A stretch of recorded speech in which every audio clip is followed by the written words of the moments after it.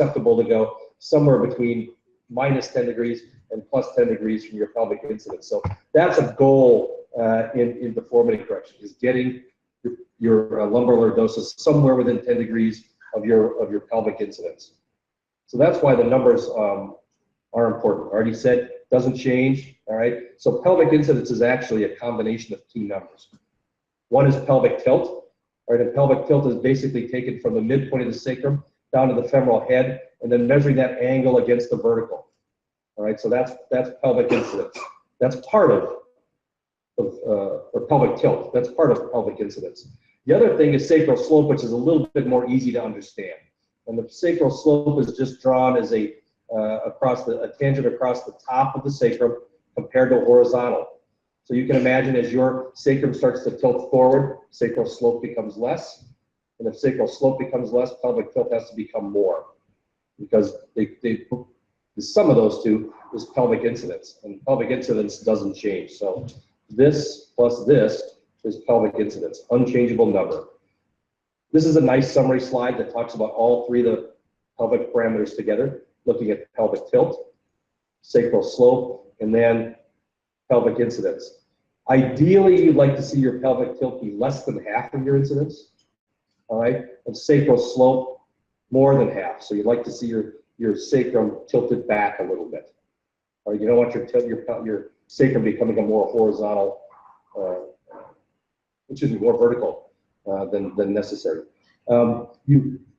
People are talking about trying to change pelvic incidence, but to change your pelvic incidence, you actually have to do an osteotomy through the pelvis and realign the pelvis. So that's a big operation. I'm not sure how much success it's been met with. So now I'm going to spend some time telling you it's just really not all about balance. All right, we can't ignore our cervical parameters. So all of the previous work that's been done, people have basically looked at a cervical vertical axis of going from C7 and dropping a plumb line down and looking at that line and comparing it to the back of the sacrum. I'm talking about that being 5 centimeters off or more being problematic. Well, it turns out that the cervical spine doesn't function independently of the pelvic parameters. In fact, you can tie a lot of the cervical deformity and cervical posture to the lumbosacral parameters, or the pelvic parameters, and vice versa. All right. So a couple of things that people are starting to look at now, and this is sort of more food for thought than anything else, because there's not a lot of solid data out there about what we should do. There are some outcome studies that I'll talk about in a little bit. But the first one is this cervical vertical, sagittal vertical axis.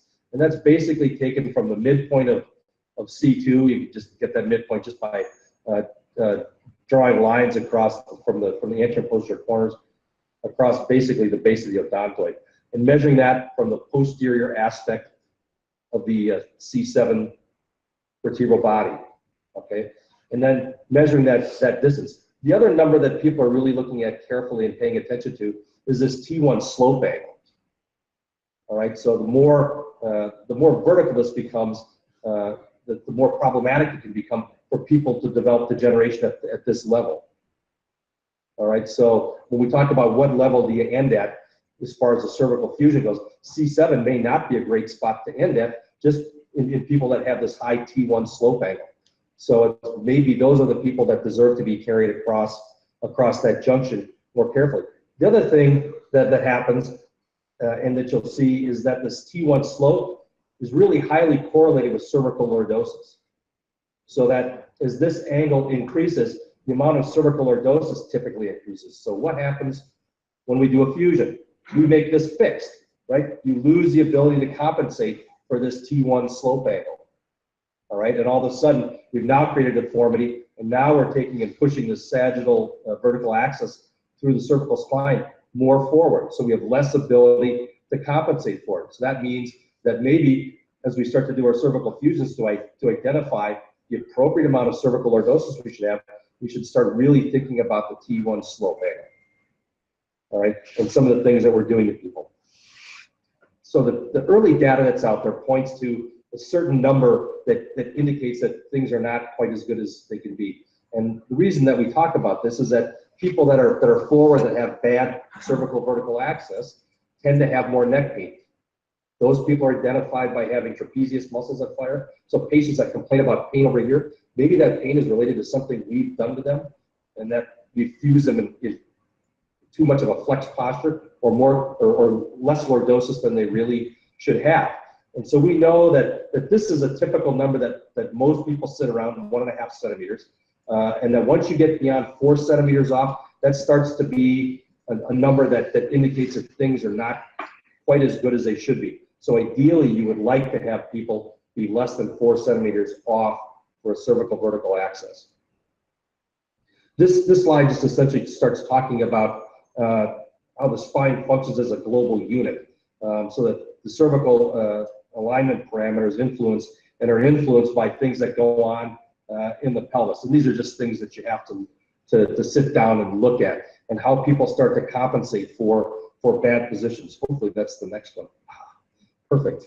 So we develop all these compensatory mechanisms to deal with changes in our pelvic parameters. So for instance, as pelvic tilt increases, all right, in order for us to maintain balance, okay, you tend to have more lumbar lordosis, which tends to make your T1 slope angle a little bit more. And if you can't get it compensated well enough, you have to start kyphosing the cervical spine in that case. So you can see that everything is sort of globally related to one another, so that people that really have lumbar fusions can develop neck pain when we fuse them in an inadequate alignment or contour. So contour means getting these curves just right, so that we can have a lumbar lordosis, a thoracic kyphosis, and a cervical lordosis. All right, and when we lose the ability to compensate, for instance, by fusing someone in too flat of a back, what happens is you start to develop through this kyphosis, increasing slope angle, and to some degree, you can compensate with cervical lordosis, but you eventually stop being able to do that, and then you have a bigger problem. So now you have a person that has both back pain and neck pain. Once again, balance and contours. You can measure a million things, all right, and that's what all this shows, that people are measuring cervical lordosis, C0 to 2 angles, etc., T1 slopes. And this is just, we're not going to bother with that one. But in any event, well, what we do know is that the things that correlate with one another, T1 slope and cervical lordosis, are relatively well correlated. So increasing T1 slope generally leads or requires a greater cervical lordosis. So those are things that we know now, and that they're really highly correlated. And when we lose the ability to compensate, we run into trouble. People want to know what the normal numbers are for all these things. So in an asymptomatic normal population, we look at cervical angles, and if you look at cervical lordosis overall from C1 to C7, it's about 42 degrees.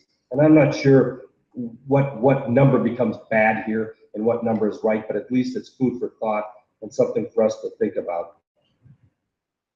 And here's just a variety of measurements, and I'm happy to give this talk to anybody that wants it. I've got a bunch of articles that I pulled on it, but they start to look at all these parameters that we're starting to measure, and looking at cervical parameters, and then looking at pelvic parameters, and looking at what happens to them as we age. And they do that. I don't have time to run through the whole chart, but it's the typical things that we've talked about. That as we age, our spines start to become a little more straight. We lose the ability to compensate for changes in one region, and the changes in one region translate to changes in regions, or changes in other regions. So there was a paper that was published also that looked at correction of lumbar deformity, and then looking at T1 slope and cervical lordosis, and seeing if there was a change in outcomes in patients that essentially had that were aligned, all right, had good balance and were aligned, versus those that weren't. And this just looks at the parameters of these patients between the aligned group and the malaligned group at 2 years. And suffice it to say is that the patients that were aligned and had better cervical parameters and correlated with their lumbar parameters did better overall. And that's just sort of early data, but at least I wanted to show you these things and let you know what people are talking about now, give you some food for thought, and encourage you to pay attention to what we're doing to people's spines as we operate on them. Rather than creating deformities, we should hopefully be preventing them or fixing them. So that's all I have to say on that topic.